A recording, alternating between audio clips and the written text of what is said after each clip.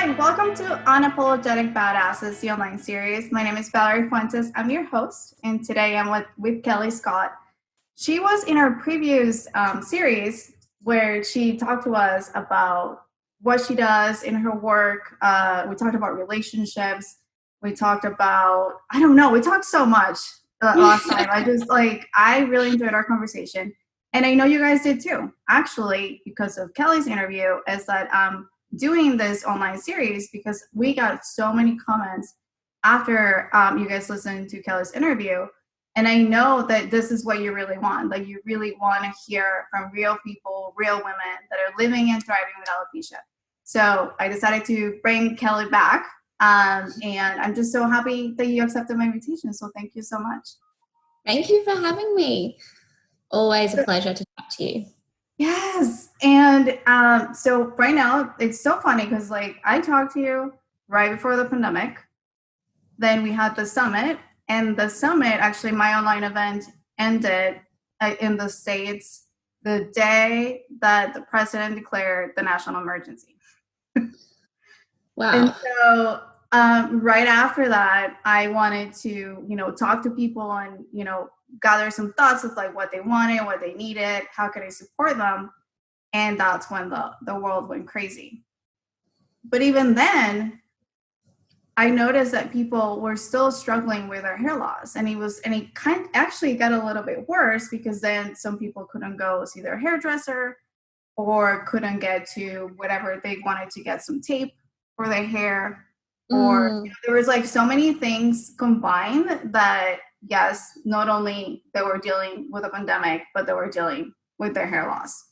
And so it's been quite an interesting time over here. And now that things are getting a little better, I decided, you know what, I heard loud and clear that they want to hear from real women. And so that's why I'm doing this. But I want to hear from you, Kellie. So how has it been for you those last couple months since we last spoke? Yeah, well, we've been very lucky in Australia. Our deaths are only around 100, and we're very blessed, and we see what's happening elsewhere in the world, and it's so upsetting.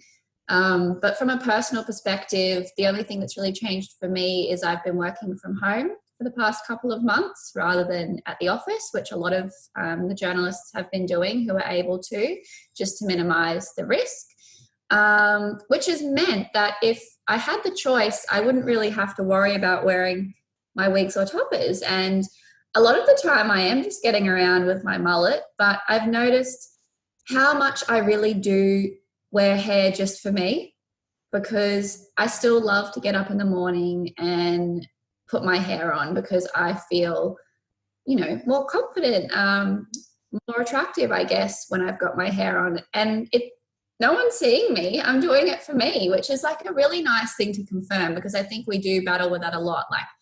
Do we dress for other people? Do we dress for ourselves, for example? It's kind of similar. I'm also feeling really blessed to have hair loss right now because I don't need to go to a hairdresser ever. My hair sits in a cupboard. It doesn't need touch-ups. Yeah, I'd say though, the community, the hair loss community has grown even more through coronavirus, right? Because we're all so isolated. And so we're all connecting more than ever on social media, which is a really beautiful thing. Yeah. And so I've seen that you've actually are doing things that you weren't doing before. You're doing special columns and on topics and things like that, right? Yeah, a lot of our, in my day job as a journalist, a lot of our content has had a corona spin on it, a coronavirus spin, I guess. People were really struggling with the social distancing, the isolation, the job loss, the loss of loved ones, the fear. We had toilet paper gate here. I think it spread around the world, where everyone was loading up on toilet paper. Hilarious. So our content really has shifted for that. And in the sex and relationship space, which is where I primarily work, we had stories like how coronavirus could be impacting your sex drive. Because, for example, some people was too stressed, too anxious to even think about getting down to it. Whereas people were really craving that intimacy, A, because some of them couldn't have it, so the choice was taken away, or B, people were just really valuing their loved one and wanting that connection, which I thought was a really interesting consequence, I suppose, of the pandemic. It really seeped every aspect of our lives, and it's nice to think that there might be some light at the end of the tunnel now. Yeah, it's been really tough for a lot of people, I think. Yeah. And how do you feel? Like, did you experience any anxiety or anything like that? And I'm just asking because I've heard from a lot of women too that this experience brought a lot of anxiety. So like the hair loss kind of intensified a little bit. Mm-hmm. I definitely was very anxious in the beginning when there was a lot of unknowns. I think that was the worst time, and uncertainty naturally will bring about those feelings. And I did notice an increase of shedding in my hair loss. However, I don't really know if they're connected, because from what I've read, they say that if you have a stressful event or a traumatic event, you might have a trigger of telogen effluvium 3 months later, which is shedding of the hair. And so I felt like my hair was shedding as this was all unfolding. And I mean, maybe that is connected. Maybe that's something they're not aware of, or maybe it's something I haven't read and I'm telling how to suck eggs here. Maybe they already know this. But yeah, I think I really noticed that. And now it's slowed back to its usual regular shed. But yeah, it wouldn't surprise me if other women noticed the same thing. Yeah. And did you ever feel like compromised? Because here they keep saying that people that have autoimmune conditions are at high risk. Thankfully, the National Alopecia Areata Foundation has come up with a lot of information. But like, did you ever felt personally, at high risk or? Well, I did a little bit of digging. I will admit I didn't dive super deep, but because someone wrote to me about this, and I think androgenic alopecia wouldn't fit in that autoimmune category. Right. Yeah, I felt fine, but in saying that, it's something I looked up because because we don't know. At the beginning, it's like, oh. Yeah, I know. When someone messaged me about it, I thought, shit, I didn't even think I could fit in that category. And then the little digging I did sort of put my mind at ease. But I think for some alopecia conditions, I'm not sure, maybe they would be more exposed. And yeah, you really start to value your health when something like this happens. Absolutely. So I want to go back to your favorite topic, sex and relationships, if that's okay. Yeah. So I wanted to know, have you had any sort of embarrassing moment when it comes to your wigs or wearing hair around sex and relationships? Well, I was very lucky. Funny stories, anything fun that you want to share with us? There is one funny story. So because when I met Trav, I wasn't wearing hair pieces, but I did have hair loss and what I would call significant hair loss. I'm sure he probably didn't know the difference. And started wearing them a year after we'd been together. I had the conversation with him that, my hair loss has gotten to this point. I'm sick of trying things medically. I'm just going to start wearing toppers. He was like, okay, cool. But when I first had my topper, I really liked to put it on and take it off alone because it felt kind of like this really intimate transformation process. And Trav has this habit of, if I come home and he's already home, following me around the house because he wants to chat, right? Like, I've just got home, he wants to talk about the day, and we lived in a 2-bedroom unit at the time. And I just wanted to take my hair off. So I walked into the spare room where I kept my wig stand at the time, and he followed me in, and I was like chatting, and he just wouldn't go. And I said, Trav, can you just get the fuck out? I want to take my hair off. And he's like, oh, okay. Like, I didn't care that he saw me without it. I just didn't, I don't know. It was a learning process. And now I couldn't give a shit if he watched me take it on or off. And, there's hair all over the house, embarrassingly. But yeah, that I think was a bit of a light bulb moment for me where I realized this is a really personal thing and I need some space right now. And I really value my space anyway, let alone I'm doing something personal like that. So yeah, he followed me around so much after that. He learned his lesson. I love it. So if you had to give us, and I know we touched a little bit on this last time, but if you had to give us some advice, if some of the women have not shared with their partner about their hair loss, like what do you think is the best way to approach it?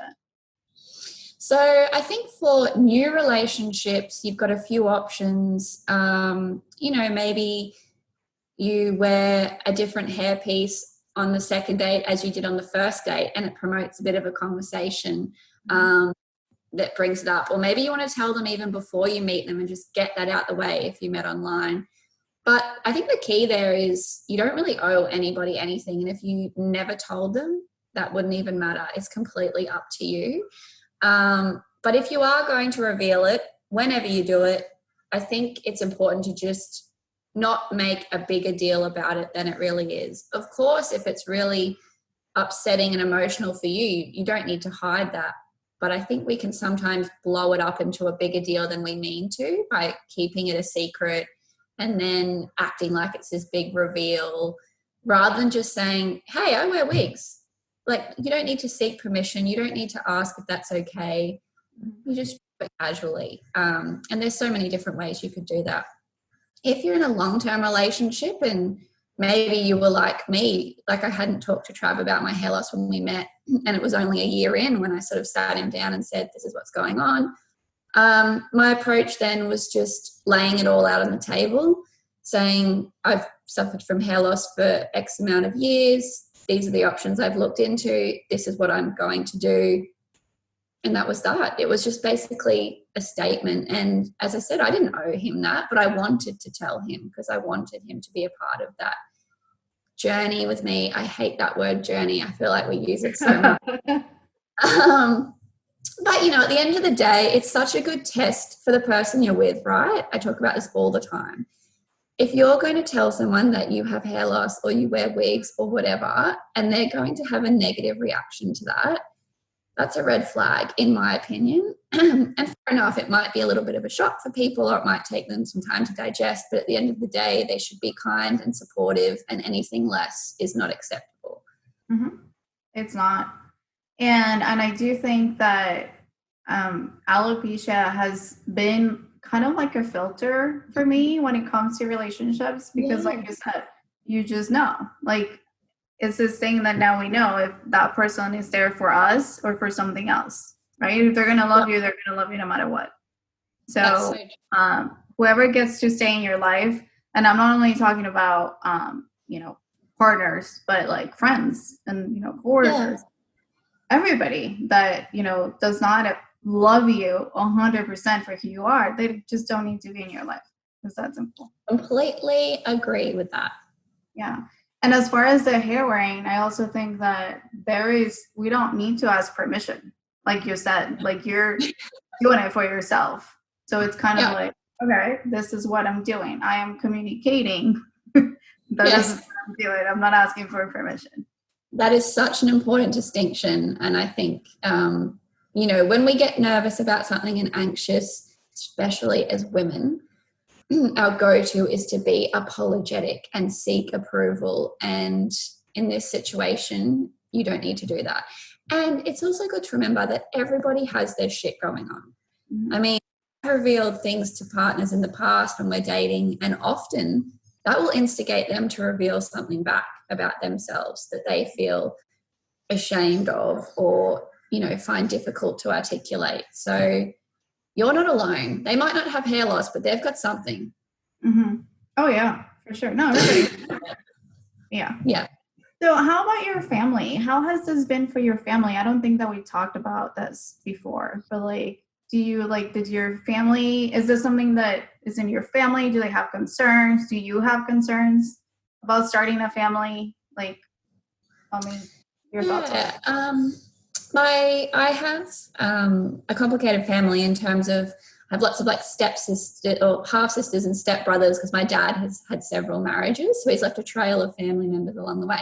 But in terms of like my close family is really just my mum and dad, who I'm really close with and see all the time.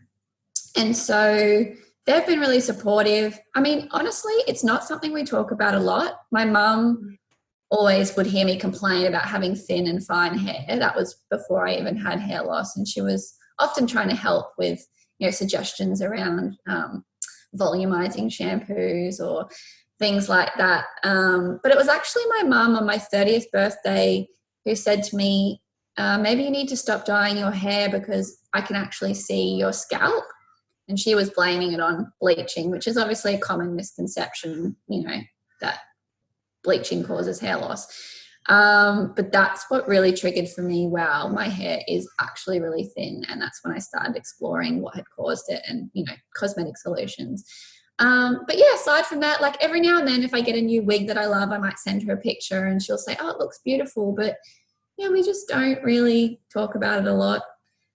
She did offer once to pay 3,000 Australian dollars to a trichologist to do these course of vitamins and treatments. And oh my God, I'm so glad I turned that down because my heart would have broken that she spent that money and my hair would have looked exactly the fucking same afterwards. No, I know. So yeah, in terms of having our own family, if we ever decide to have a child, what better role model to have, if they were to experience hair loss than their own mother who's come through it. So, yeah. Yes, I love that. Yeah, for myself, like what you're saying, I actually experienced that. Like my parents helped me a lot. I started losing my hair in like my teenage years, and then I wasn't diagnosed until my 20s, but I was still in college and whatever. So like they helped me a lot with the treatments. And I honestly, I was so in my head of how I was feeling that I never thought about them or how they felt or if they cared or anything. I was just like, well, I'm experiencing the pain.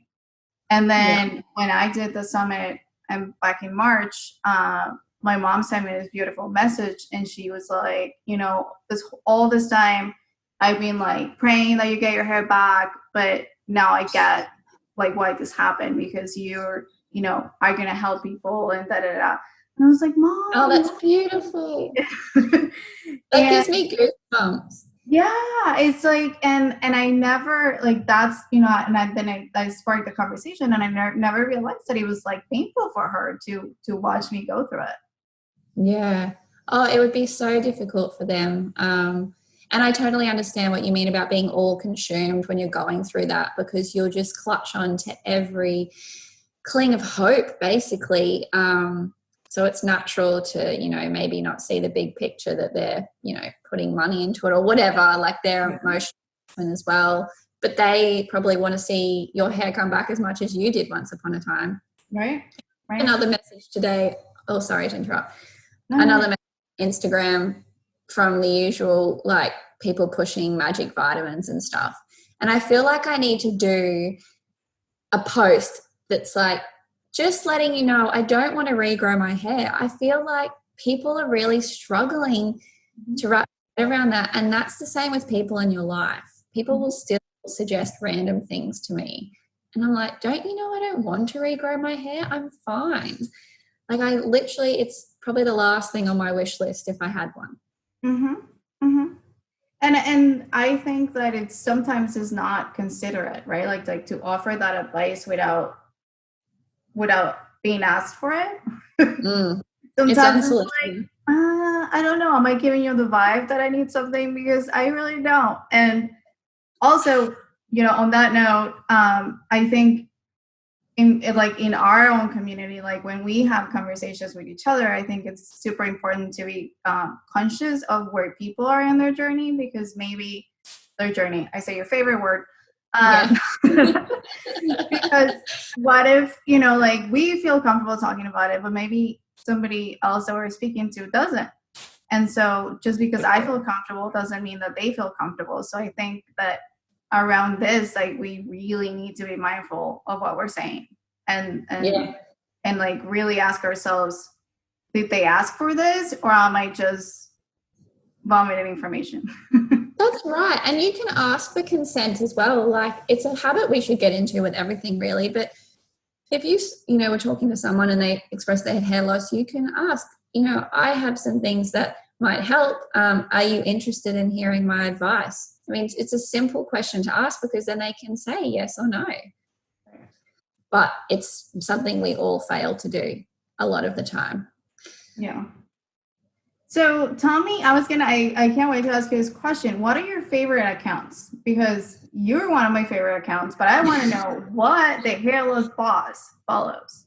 Oh my gosh. Wow, that's a really hard one because I follow so many women in the hair loss community, as I'm sure you do.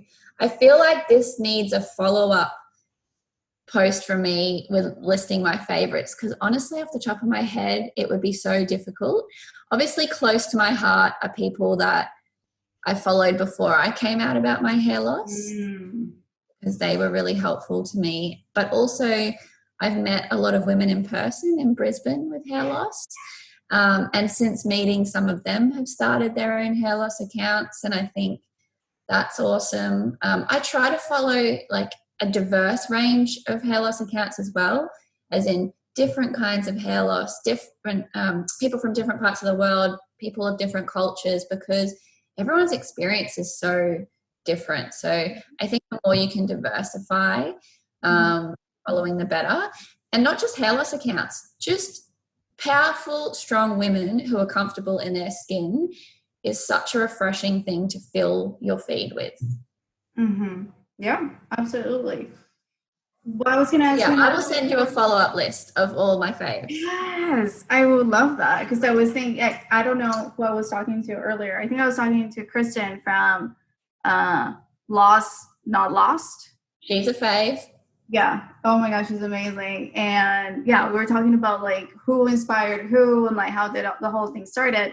And then I'm gonna have to ask that to Kelly, because I think that your account has been one of my favorites. But I was wondering like who inspired you to do this. Yeah, well, it's funny. Okay, I do know who inspired me to do this. Her name is Jessica Styles, I think her handle used to be. She's off the radar now. She dropped off social media quite a while back. But she was the first account I found of a woman showing how she put a topper on. She did it for a competition with John Renault. I think she won. And yeah, she really inspired me to come out about my journey. But she's gone now. It's just so sad because I owe her so much. Okay, so another thing I'm super curious about, like, why did you decide to go? Because you only wear human hair, right? Yeah. Right. Have you ever tried synthetic? Yes, I've tried several synthetic pieces, and I think a lot of them can look really realistic. And I also think they're great when you're starting out and trying to figure out what kind of cap constructions you like, whether you want toppers or wigs, because you can try a lot more and you get a lot more bang for your buck. But personally, when it comes down to it, I think human hair looks better. It lasts longer. It's not easier to maintain. It's more work to maintain, actually, but kind of just like your own hair, whereas synthetic, it sort of like washes and dries as is. You don't need to style it. But I mean, if you really do the maths, so like a synthetic piece might last you 6 months. So you have to buy 4 synthetic pieces over 2 years, or you could buy 1 human hair piece that would last you 2 years. So sometimes it's harder to have that money up front to invest, but I feel overall kind of balances out. Right. And I know earlier before the interview you said like you have your favorite every time you buy it, it becomes your favorite. But do you have one that has been like your favorite of all time since you started wearing hair? Yeah, I think it's the wig I dubbed my Florence wig, because it has kind of this Florence Given shag to it. It's similar blonde to this piece. It's got a longer root. Same cap construction as this, silk top, lace front, which is my favorite combo.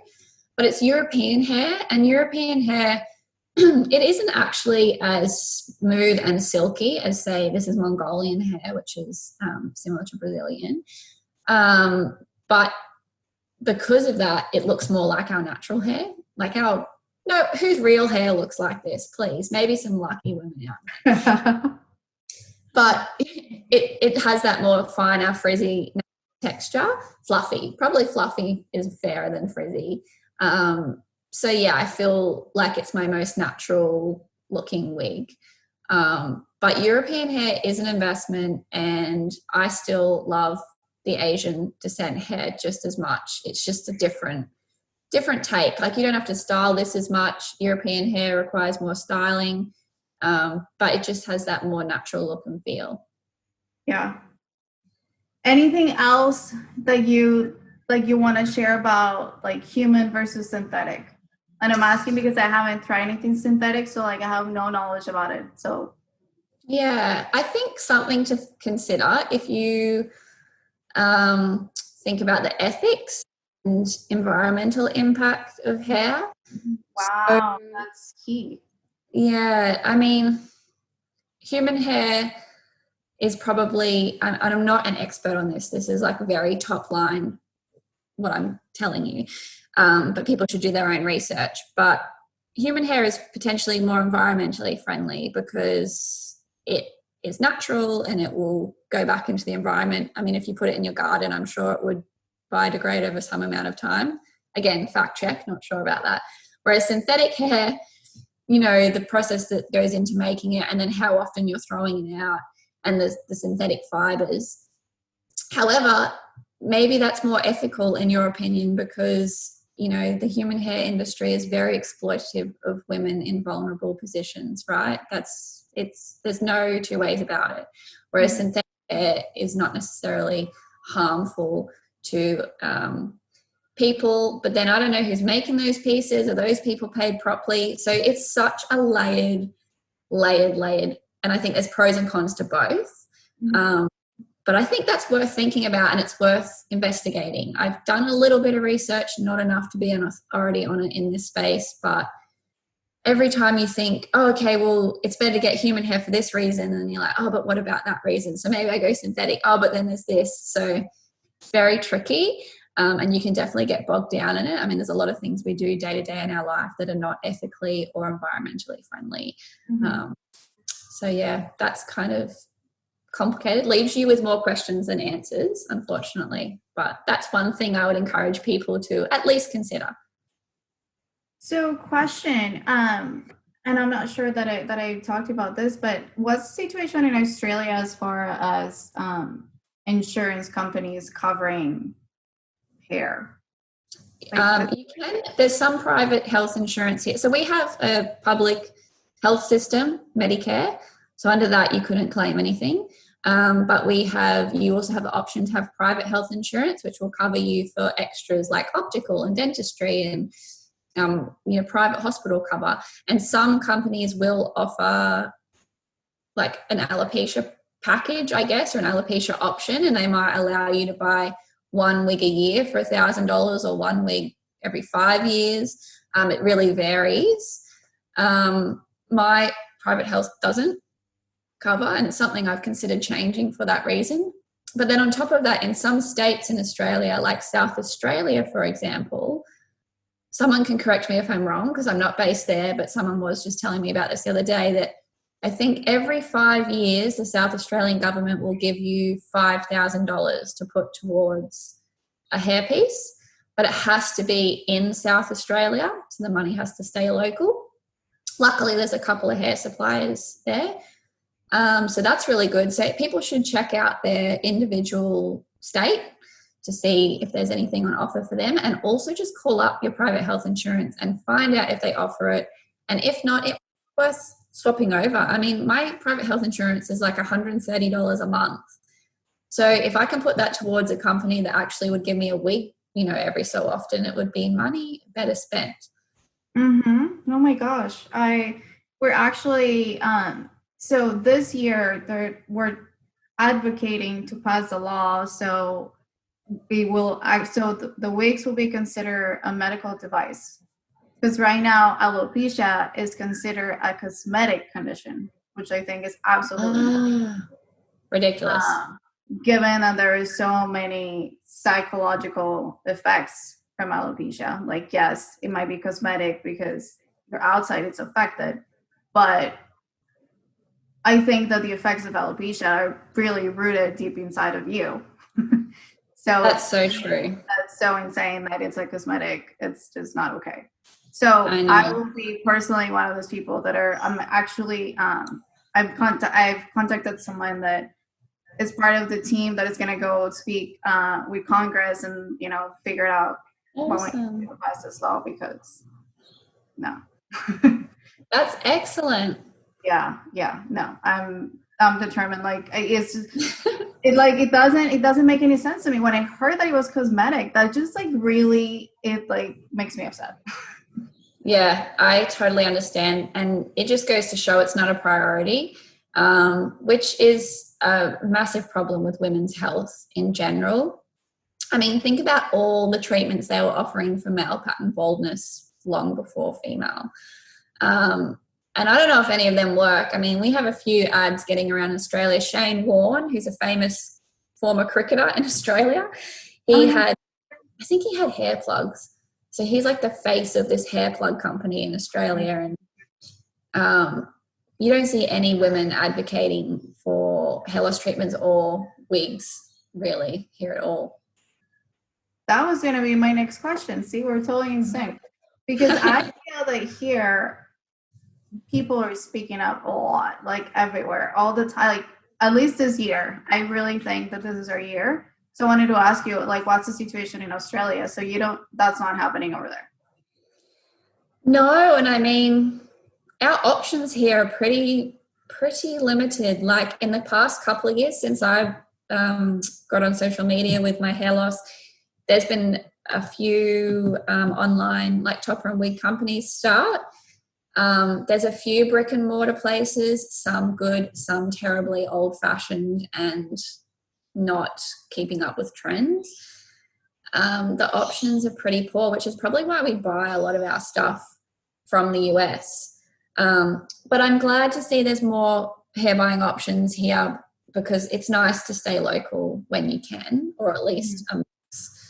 But yeah, in terms of advocacy or women being out about their hair loss, I can't think of one name off the top of my head, you know, of someone with a profile here. Not like in America where Ricky Lake just came out, for example.